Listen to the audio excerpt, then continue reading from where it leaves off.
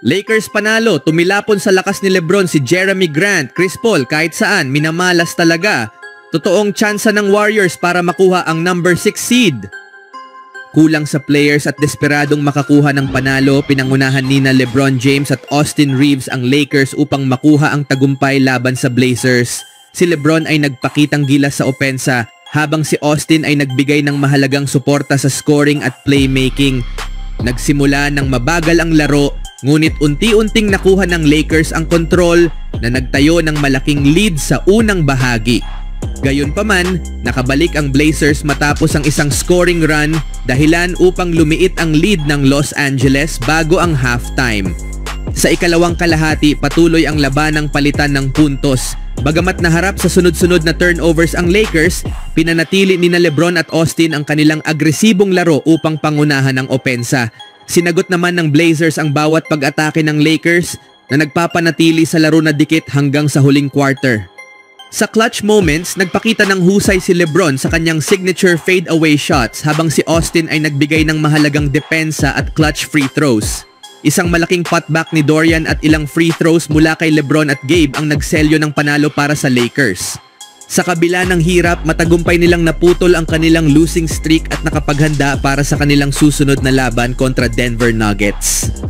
Sa sumunod na balita, sa isang panayam kasama ang media bago ang laban ng Spurs ngayong araw, ibinahagi ni Chris Paul ang mga hamon na hinarap ng kanilang grupo sa nakalipas na ilang buwan. Inamin ni Paul na naging mahirap ang sitwasyon para sa Spurs dahil sa mga isyu sa kalusugan ni Greg Popovich at Victor Wembanyama. Naging sobrang hirap sa totoo lang, lalo na sa organisasyong ito at kung paano nila inilalagay ang lahat sa tamang perspektibo, sabi ni Paul. Ang sitwasyon ni Pop, alam natin kung gaano siya kahalaga sa liga. Si Vic naman naglaro sa kanyang unang All-Star game. Alam naming may trabaho kaming dapat gawin pero tulad ng kahit sino, nag-aalala rin kami para sa aming mga kasama. Kasama sina Victor Wembanyama, Chris Paul at De'Aaron Fox, pinangarap ng Spurs na makapasok sa playoffs sa Western Conference. Malaking hakbang sana ito matapos ang nakaraang season na may 22-60 record. Sa kabila ng pag-unlad ng Spurs bilang isang team, hindi pa rin maganda ang kanilang kalagayan ngayon dahil sa isang hindi tiyak na hinaharap, isa na namang nasayang na season at mga alalahanin sa kalusugan ng mahahalagang tao sa team, Greg Popovich at Victor Wembanyama.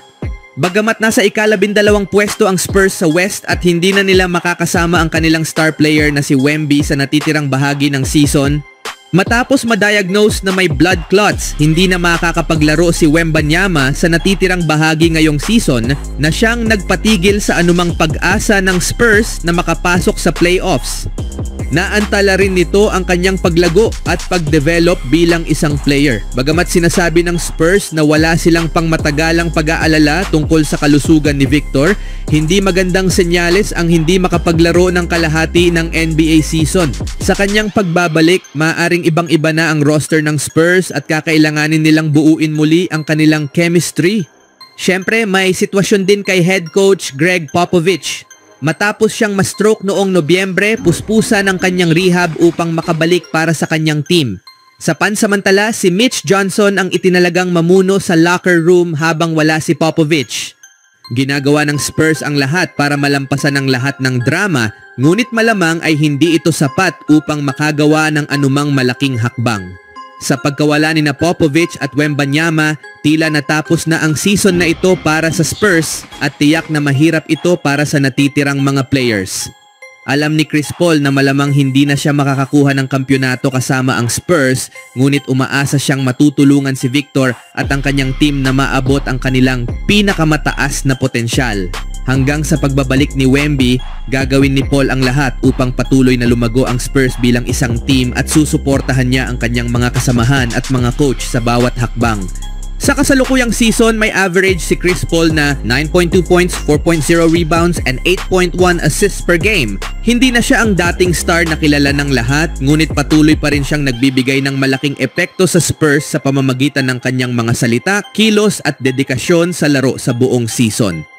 Sa huling balita, ang pagdagdag at agarang epekto ni Jimmy Butler ay nagdala sa Warriors sa gilid ng pagkabaliw, kung saan sinabi ni Coach Steve Kerr at superstar Stephen Curry Na-target nila ang number 6 seed habang si Draymond Green naman ay nagsabing mananalo sila sa NBA Finals. Kay Jimmy sila nagtitiwala ng husto. Ang pahayag ni Draymond ay parang pagsabog ng bomba sa lohika habang ang ambisyon ni Kerr at Curry ay kahanga-hanga ngunit malabong mangyari. Ngunit kung mananatiling malusog ang team, may landas patungo sa number 6 seed. Upang makarating doon, kailangang matanggal ng Warriors ang kanilang pinakamasamang ugali, ang pagsira sa sarili nilang tsansa. Sa huling ikatlong bahagi ngayong season, nasa ika-10 pwesto ang Golden State Warriors sa Western Conference. Kung mananalo sila sa 20 sa natitirang 27 laro ng regular season, matatapos sila na may 48-34 record, karaniwang sapat upang umabot sa ika-6 na pwesto. Sa nakalipas na 10 season, isang beses lang nangyari na may team na nanalo ng 48 laro sa West ngunit hindi nakapasok sa top 6. Ito ang nangyari sa San Antonio Spurs at Los Angeles Clippers bago pa ang NBA Play-In Tournament at nagtapos sila sa ika-7 at ika-8 pwesto kung saan pareho silang natanggal sa unang round ng playoffs. Ang pinakamagandang record ng isang ika-6 na pwestong team sa nakaraang dekada ay hawak ng Phoenix Suns at Oklahoma City Thunder, parehong nagtapos na may 49-33 record. Ang Suns ay 2 laro ang agwat sa ika-7 pwestong Los Angeles Lakers, habang ang Thunder ay 1 laro ang agwat sa ika-7 pwestong Spurs. Ang may pinakamahinang record na ika-6 na pwestong team ay ang Dallas Mavericks na may 42-40 record. Noon malinaw ang agwat sa pagitan ng top 2 teams, kasunod ang 2 pang malalakas na team at ang natitirang grupo kung saan ang ika-5 pwesto na Portland Trail Blazers ay 4 na laro lang ang agwat sa ika-9 na Utah Jazz.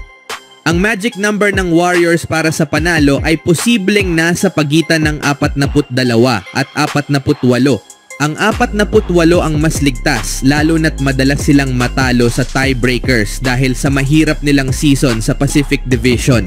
May record silang 1-10 sa dibisyong ito na may 5 laro pang natitira. Ang una ay laban sa Sacramento Kings ngayong Sabado. Habang bumabalik ang liga mula sa NBA All-Star break, ang Clippers ay nasa ika-6 na pwesto sa Western Conference na may projected finish na 47-35, katulad ng naging record ng OKC noong 2017. Para makuha ang ika-6 na pwesto, higit pa riyan, ang Clippers ay ilang laro lang ang agwat sa Warriors, kaya may tsansa.